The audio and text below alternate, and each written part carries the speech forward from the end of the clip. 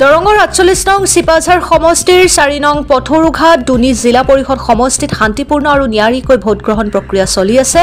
পুৱা ৭:৩০ ভোটগ্ৰহণ কেন্দ্ৰসমূহত ভোটাৰসকলে ভোটদান সাব্যস্ত কৰে। পুৱাৰে পৰা কেন্দ্ৰসমূহত ভোটাৰৰ লাইন পাতি ভোটদান কৰা দেখা গৈছে। জিলা পৰিষদ সমষ্টিটোৰ ১৯৩ নং চেঙেলিয়াঝাৰ উচ্চতৰ মাধ্যমিক বিদ্যালয়, ১৯২ নং নাওপোটা প্ৰাথমিক বিদ্যালয়, ১৯৯ নং বগাচলা প্ৰাথমিক বিদ্যালয়, ১৯৪ নং বাঘমাৰা প্ৰাথমিক বিদ্যালয়ত থকা ভোট কেন্দ্ৰসমূহত পুৱাৰে পৰা ভোটাৰে উৎসাহেৰে ভোটদান কৰা পৰিলক্ষিত হয়।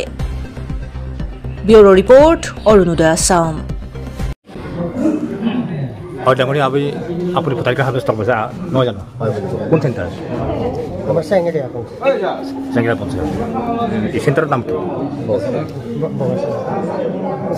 কোন জিলা পৰিষদ পৰে? দৰং জিলা।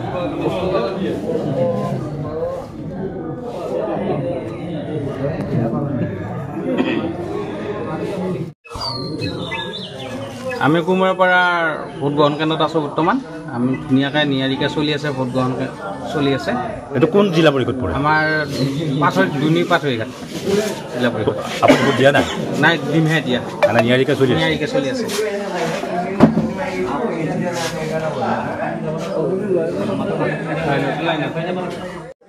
হয়, আপোনাক নমস্কাৰ জনাইছোঁ। আপুনি যিহেতু আজি ভোটাধিকাৰ সাব্যস্ত কৰিব নাইছে, ভোট দিলে নে নাই? দিয়া নাই। এইটো কোন জিলা পৰিষদ পৰে? কোন জিলা পৰিষদ পৰে? আপুনি চেণ্টাৰটোৰ নাম কি? ভোট দিয়া নাই? ভোট দিব আহিছে? আপুনি আহিছে না ঘৰৰ পৰিয়ালো আহিছে? ঘৰৰ পৰিয়ালো আহিছে। আপুনি ভোট দিলে নে নাই? ভোট দিব আহিছে? এইটো কোন জিলা পৰিষদৰ পৰে? আৰু ঘৰৰ পৰিয়াল আছে না আপুনি আছে?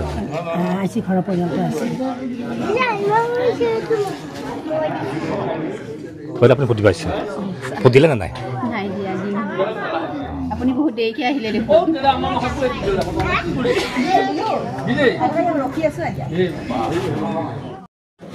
পাথৰিঘাট দুনি জিলা পৰিষদৰ বগাচলাৰ চেঙেলীয়াঝাৰ গাঁও পঞ্চায়তৰ বগাচলাৰ LP স্কুলৰ আমাৰ যি ভোটগ্ৰহণ কেন্দ্ৰ, ইয়াত ৰাতিপুৱাৰ পৰাই ঠিক ৭ বজাৰ পৰাই মানুহ আহি শাৰী পাতি আছে আৰু গণতন্ত্ৰক শ্ৰদ্ধা জনাই, সন্মান জনাই সকলোৱে নিজৰ ভোটটো নিয়াৰিকৈ শান্তিপূৰ্ণভাৱে দি আছে। আৰু আমাৰ ইয়াত বগাচলাত বৰ মানুহৰ ভিৰ হৈ আছে। আমি আশা কৰিছোঁ আমাৰ বগাচলা ভোট কেন্দ্ৰত 85-90% ভোট পুল হ'ব। আমি নিজে গাঁও প্ৰধান হিচাপে বগাচলাৰ এই ভোট কেন্দ্ৰত আমি ৰাতিপুৱাৰ পৰা আছোঁ। আমাৰ অফিচাৰখিনিও আছে, ধুনীয়াকৈ তেওঁলোকৰ লগতো আমাৰ মানুহখিনিয়ে সঁহাৰি জনাই আছে। আমি আশা কৰোঁ এনেধৰণে গোটেই আজি যি আমাৰ ভোট চলি আছে সকলো কেন্দ্ৰতেই সুন্দৰকৈ ভোট মানুহে প্ৰদান কৰিব। এয়াই মোৰ বক্তব্য।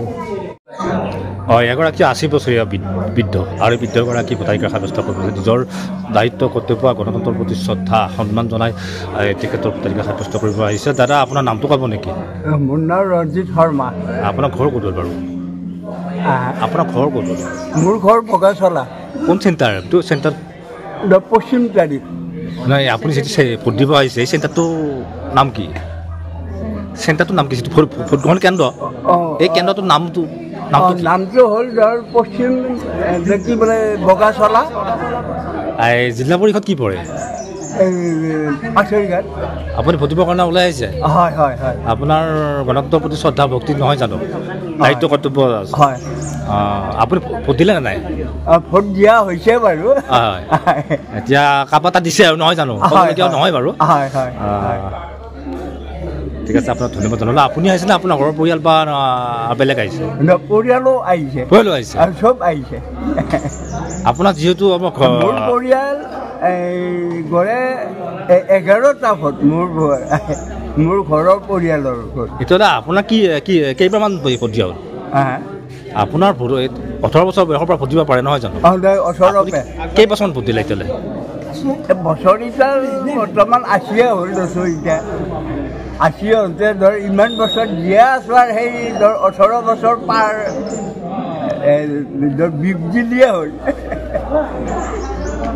ঠিক আছে আপোনাক শুভেচ্ছা জনাইছোঁ আপোনাৰ এই বয়সতো আপুনি গণতন্ত্ৰৰ প্ৰতি ভোটাধিকাৰৰ প্ৰতি যিটো দায়িত্ব কৰ্তব্য সংবিধানৰ প্ৰতি যিটো শ্ৰদ্ধা তাৰ বাবে আপোনাক ধন্যবাদ জনাইছোঁ